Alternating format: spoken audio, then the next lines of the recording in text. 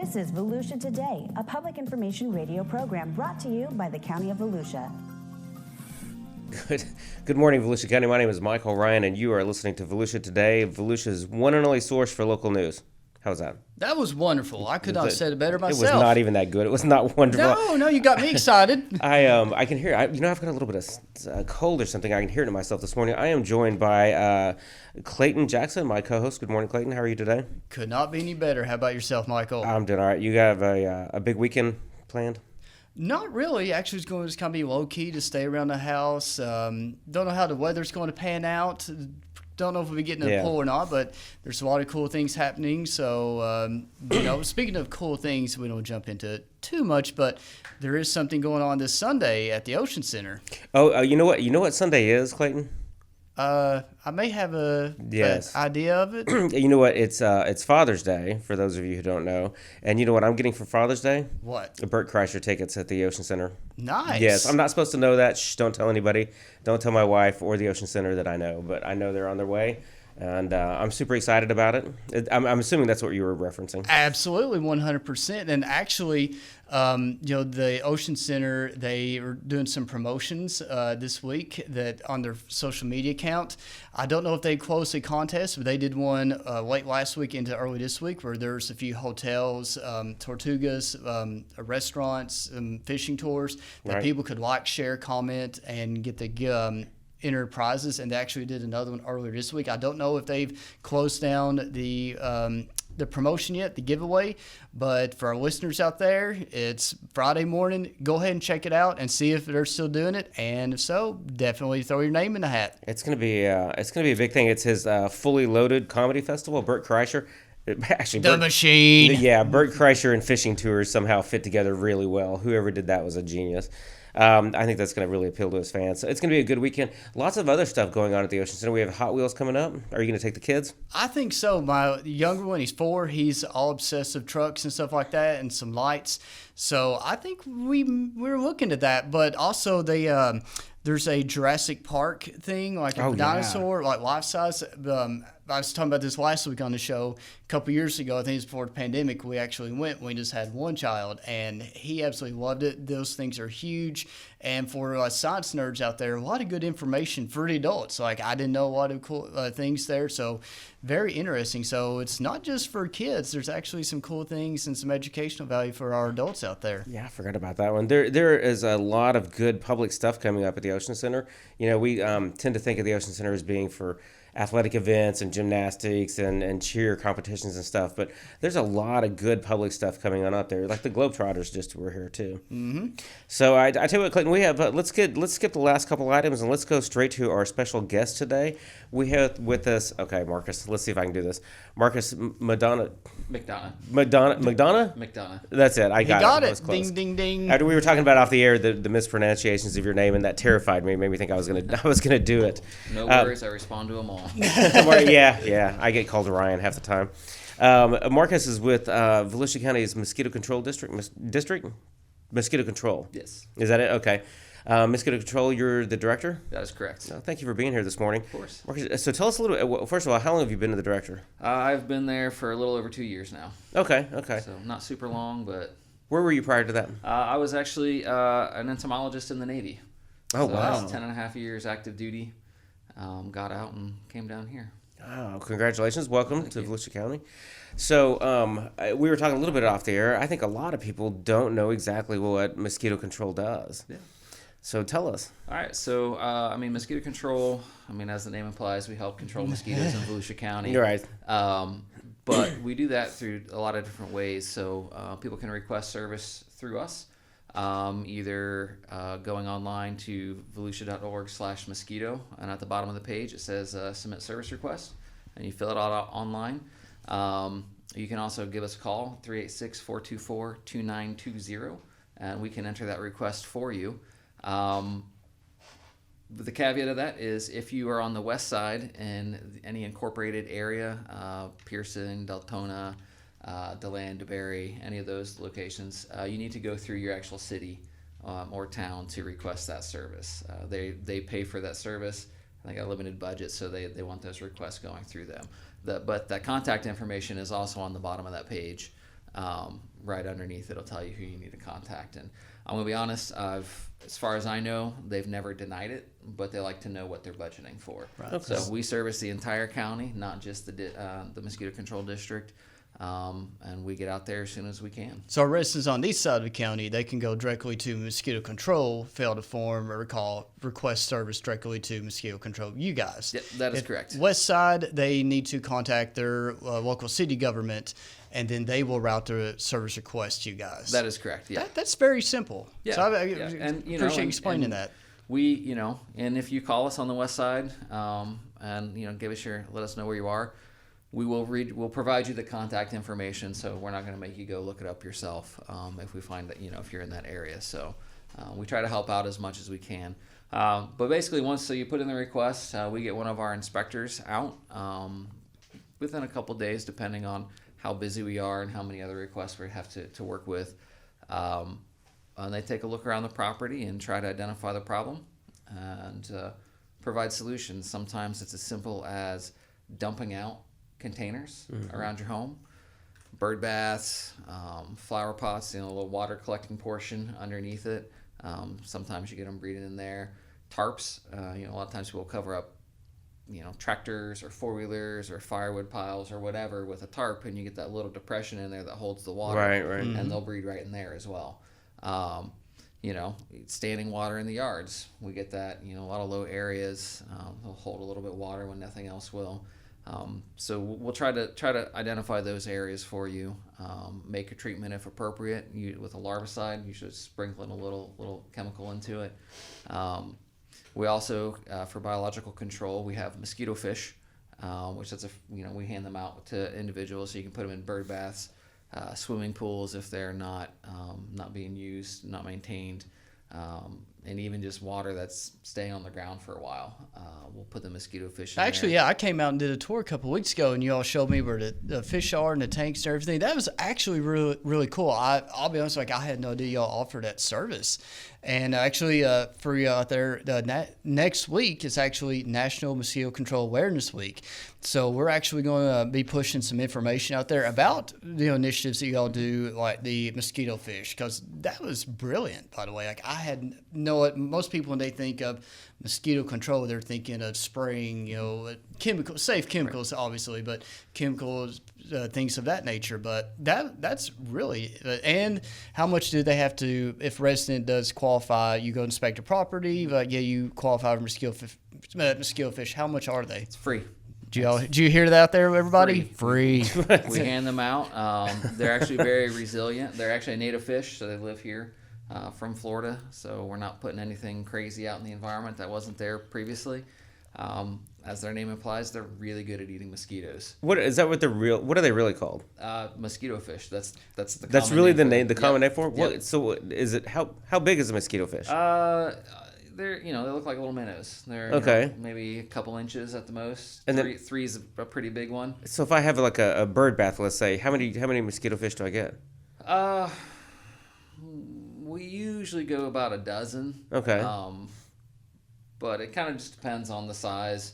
A bird bath, we may put less in there than that, just Okay. because it is a lot smaller area. But And they just live off the mosquitoes, or do I have to feed them? Or? they live off the mosquitoes. They live off whatever else falls in there. They'll eat algae. So you put them in there. It's kind of like They're resilient. It's kind of like a set it and forget it kind of thing, where you don't have to do anything else with them once you put them in. How interesting. And so I have to just call. Yep. If I think I've got a problem, you guys come out and inspect, and then that may be one of the solutions. Call or submit the request online, and one of the options is request fish. And we can do that, and we'll get our inspector out there, and we'll take a look and see if it's appropriate to put them there. Define a problem, like bite here and there, Yeah. or like kind of like what's that tipping point where Clayton Jackson needs to put in a service request to mosquito control? Well, that's really personal dependent. Very subjective. You ask who knew you were going to ask a personal question during Mosquito Control Week? So I get one bite, I'm calling Marcus. Hey. So that's up to you. One bite, you can call us. You can put in the request. However, when we go out there, it doesn't mean that we're going to be spraying for mosquitoes. We'll try. We always like to do. So we actually practice integrated mosquito management. which is kind of a variation of integrated pest management that Orkin and agricultural companies and those kind of companies use, where it's kind of utilize the insect's biology to help control them. Utilizing less pesticides, that's where the mosquito fish come in. That's where emptying that standing water comes in, because you're reducing that habitat. You're providing natural predators in there. We like to try to control the mosquitoes when they're larvae, because the larvae don't bite you, so they're the ones, and they're stationary, so they're easier to control. It takes less effort. We got a lot more biological products that are approved for larval mosquito control. So we really, and it's really a big shift. I think a lot of people who are older remember, riding their bicycles after the fogging truck. Yes, right, yeah. I'm sorry, not me. No, I don't remember that at all. And so, we still do take our trucks out there and spray, but that's kind of that's the last resort when the population's high and we're trying to get it knocked down. So we really like to utilize these other methods first. But before we go to break, so I want to go back to Clayton's question. How do I know when to call? So if I'm sitting outside in my backyard and I get a bite, do I call you? Again, it really comes down to personal preference. So if it's to the point where I'm like, I'm going in, I can't enjoy myself. It's that bad, I got to leave. Right. Yeah. So and that's that's, like I said, it's a hard question to ask. So really, it's whatever you can tolerate. Okay. So it's whatever your personal threshold for mosquitoes are. Some people it's 0. Some people it's more. A lot of it depends on where you live. If you're getting, 500 mosquitoes come attack you every time you step out the door, yes, please call. Okay. If you're getting 1 or 2, every couple days, we'll be happy to come out and take a look around, but it's probably limited what we're going to do. And so we do kind of have, we do trapping as well around the county for adult mosquitoes. Okay. So we look at that, and we actually have thresholds within there. It's mandated by the state. You have to have a certain threshold. We go a little bit above that just to help reduce our pesticide use as well. Still in a lower number, so we're not like 1,000 mosquitoes in a trap per night. Right. But we have that threshold out there that kind of dictates when we start looking at time for spraying. So we may be able to help you personally around your home if you have issues, but if it's only 1 or 2, it's probably not going to reach that threshold to where we're going to be doing a treatment around your home. I'm so fascinated. I've got so many questions. I tell you, let's take a break and come back and let's talk about spraying a little bit more. Okay. Thanks. Subscribe to the Volusia County YouTube channel. And hit the bell icon to know what's happening in your hometown. There are so many great places to explore. And things to learn. With over 1,000 videos available right now, the channel offers something for everyone. Let's go! Did you know we have countless features showcasing history, nature, wildlife, and recreation? Subscribe and hit the bell icon. Or that we live stream important county meetings and workshops where leaders make decisions that can impact our everyday lives. Did you subscribe yet? Or that we record our weekly radio show, Volusia Today, where we interview staff from the different divisions and departments across our great county, and they discuss the nitty-gritty of their field and expertise. Go ahead, subscribe. But that's not it. There's more. Subscribe and hit the bell icon and fully explore. Score! We're back with more Volusia Today, and today we have our guest Marcus McDonough from the Volusia County Mosquito Control. So we kind of left off talking about spraying. So obviously you know about the trucks, but is there also another avenue that you all use to do spraying? Yes. So when we have large areas that we need to treat, we'll actually use our helicopters. So we have 2 helicopters that we can spray with. We can do larviciding again as my preferred method for controlling mosquitoes before they get to the point where they're biting anybody. All right. And we'll a lot of times treat in the marshes, try to get those salt marsh mosquitoes taken care of before they come off and absolutely attack you. And then we also do adulticiding with them, which is where we go and spray at night. And try to hit those large areas to knock down those populations. Now, is that like the low-flying helicopters Yes. you see zooming through there? Yep, they are low flying. We fly under 500 feet when we're doing our treatments. Kind of depend. The terrain kind of depends on the height and the where the pilot wants to fly. But yeah, they're the low flying ones. I've seen them in action before, and man, they are good. You've actually see. I don't. Yes. I don't know if I've seen one or not. Oh yeah. Okay, so if I'm outside and I see a helicopter coming that's spraying, what do I run inside and hide, or what do I do? So the products we use are very low toxicity for people. Okay. But with that being said,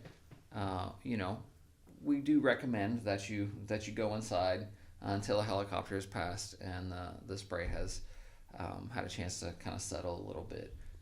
And so, like I said, it's the toxicity is very low for humans. All right. Everything we use is EPA approved with toxicity and everything like that. So we're good with that. But yeah, just as a general, we recommend to avoid. Just like Sure. You're not going to stand in front of. You're not going to spray yourself with a can of Raid. Yeah. Fair enough. Yeah. So it's not going to hurt you, but it's it's just as a precaution. Yeah. Mark, is the same chemical in the helicopter that's in the truck, or are they different? It can be the same, but it can also be different. So there is one product that we use that we exclusively use from the air, but everything else that we use spray from the ground. Okay. And then same with the larviciding. We're our inspectors are out spreading that around with backpack sprayers, like a big leaf blower essentially. Yeah. With a hopper on it, and then we're also applying that from the helicopters. So if you see us flying out during the day treating, it's the larvicide granulars, and if you see us flying at night, we're doing adulticiding. That's fascinating. I had no idea. Do you have a theory? This is kind of another personal question I have of why mosquitoes go after some people but not others. Yeah, so they've actually done a lot of research into attractiveness of people, and it's a lot of just your personal hormones and your smell, essentially. Some people just are more, it's true, some people are more attractive to mosquitoes, and that's just based on their personal chemical matrix that they got going on in their body. And I wonder if there's any different, I'm not the mosquito expert, but I remember when I lived in Kentucky, we'd be outside camping, all that good stuff, and all my friends were getting eaten up, and I'm just laughing at them like, maybe had a bite 2 hours ago. But man, I moved down here, and I've got to go inside sometimes. I may be calling you all, but yeah. It's a whole different ball game. I didn't know different species or yeah, what. Different species. I'm originally from Indiana, so The same area. Same area. So, there's a lot of mosquitoes there that are the same, but there's also a lot that are different. Different preferences, even just regionally, you might find different preference for those mosquitoes based on what their normal hosts are. I think what I heard is you're more attractive in Florida than you were in Indiana. That's good. You're I more guess mosquito like attractive. looking wise, but Yeah. but not mosquito wise. I'm telling you, it was amazing. We'd all be out, and all my friends swatting themselves. Yeah. And I'm just sitting there nah, not a thing here, buddy. And moved down here, and no, different ball game. My wife and I can be sitting out by the pool, and she'll just be getting eaten up, and I had nothing. I don't get anything at all. I'm going to tell her Marcus said it was her hormones. I'm going to go home right now. You can just tell her she's Sarah Marcus. she's more than you do. Tell her she's more attractive. There you go. She already knows all that. I tell you what. Let's. Speaking of my wife, let's take a break, and we'll be right back. Okay.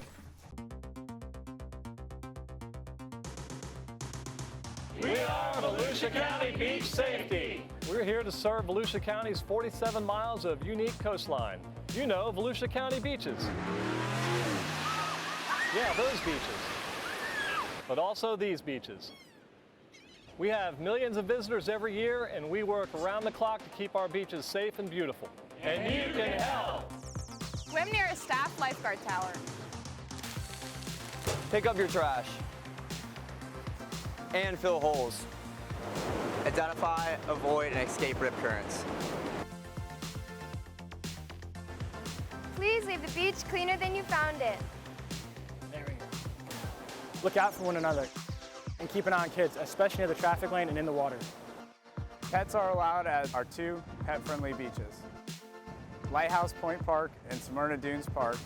If you see something, say something. A clean and safe beach guarantees fun in the sun for everyone.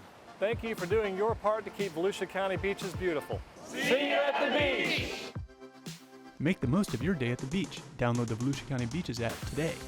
Sign up for real-time notifications on vehicle ramp openings and closings. Find staffed lifeguard towers. Get updates on tides and beach conditions, plus off-beach parking and coastal parks info. Volusia County Beaches app is available for your smart devices at the App Store and Google Play. Good morning, Volusia County, and welcome back to Volusia Today. We are talking to Marcus McDonough. I have a cold. I'm going to claim that. Today we're talking all things mosquitoes, man. It's so fast. I tell you what, Marcus, we have a lot of people. We do this show every week. We have a lot of people on the show. I wish I could book 4 more with you because I'm so fascinated by this. We've been talking mosquito control all day and how you guys service the county, and I think it's a great service. When I first moved to Florida and looked at my tax bill, I'm like, what is this? I'm paying for what? And somebody pulled me aside and said, first of all, you're paying like pennies a day, and do you see any mosquitoes? And I was like, no, I don't. I didn't equate that. One of the most, in my opinion, one of the most valuable services we provide, and certainly bang for the buck as far as the dollar goes. Help me. I have a question before we go that I've got to squeeze in. We only have a handful of minutes left, and this is something I've been curious about forever. We all think about mosquitoes that they're pests. Mm-hmm. They potentially carry diseases, and they can harm livestock, all that stuff, right? I've always been told that every animal in the food chain serves some purpose. Does the mosquito do anything for our planet? Or is it really just truly a pest? I guess it depends on who you ask. We were talking about the mosquito fish, and they sure do eat an awful lot of mosquito larvae. So mosquitoes keep mosquito fish alive. That's right. Well, there we go. They are an important food source for aquatic fish, other aquatic invertebrates.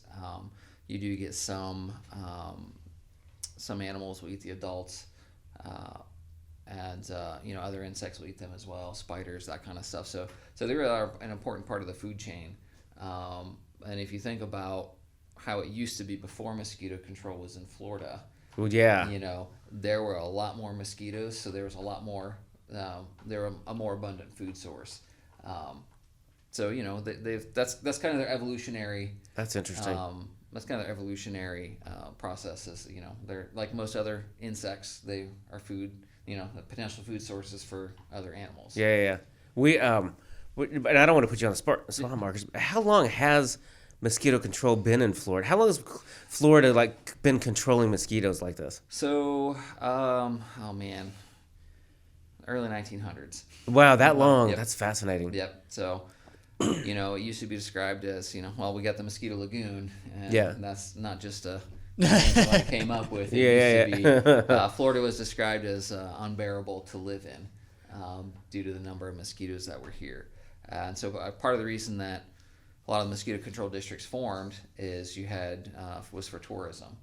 You had local businessmen. Yeah, that makes sense. Coming together, especially on the coastal areas, and basically forming these mosquito control divisions to make it more attractive for people to come. It's always about the money, isn't it? It always sometimes, yeah. So, you've had that a benefit. The Navy did a lot, and the Army, leading up to World War II, World War I, as they're training down here, creating bases, that kind of stuff.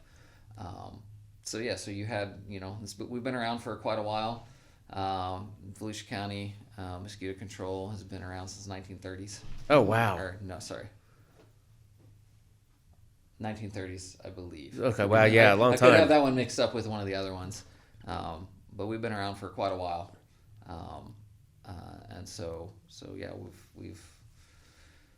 we've been here and doing the best we can. So we've still got a few minutes left. So real quick, tell us a closing message. Yeah. How can our residents protect themselves and their property? Because we are getting ready to get into the rainy season, storms. I remember we were talking not too long ago that you're saying that after the 2022 hurricanes with all the standing water, you all were slammed for services. We were. We had in the month after Ian, we had as many service recalls in that month as we did in the previous year. Oh, I bet. So, we really get busy at that point. We do our best we can. But the best thing you can do, and as much as you can, I realize it's Florida and we get a lot of rain, it's hard to do, but remove that standing water from around your home, empty those flower pots, empty those bird baths once a week so you're not letting that go through. Debris that may be holding water, remove that. You're just removing the habitat where the adult mosquitoes come and lay their eggs. Also wear repellent, an EPA-approved repellent. Do you have any preference, like the natural, or just a specific type of DEET or something? I'm asking for personal things. I get eat up out there. For me personally, I like products that contain picaridin as the active ingredient, or IR3535. DEET is kind of the gold standard. Those products work just as well as DEET when you use the label. If you go to the CDC's website, it has a link that talks about mosquito repellents and the ones that they recommend. Oil of lemon eucalyptus is one. Skin So Soft? Skin So Soft will work. It just doesn't work for very long. Yeah, that's what, like, like my mom would douse me in that and just kick me back outside in the summer. When I was a kid, but so the key of that is make sure you're reading the label on the can and reapplying as often as it recommends. Okay. Or if you're swimming and you get, or excessive sweating where it's getting washed off, reapply it more frequently.